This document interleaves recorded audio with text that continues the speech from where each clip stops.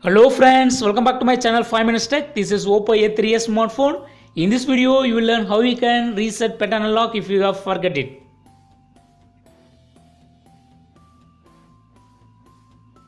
Just click on forget option and you have to give the email ID that you set when you register your pattern.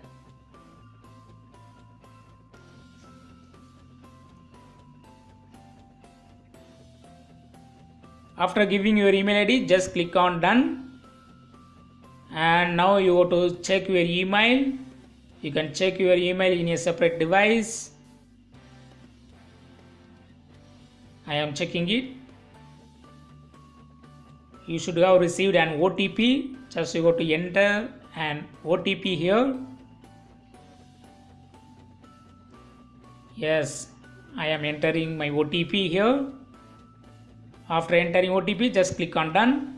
Now the pattern reset is done, so you can set your pattern freshly. Yes, I have done it. That's all friends, thanks for watching. Subscribe for more videos. Until then, goodbye.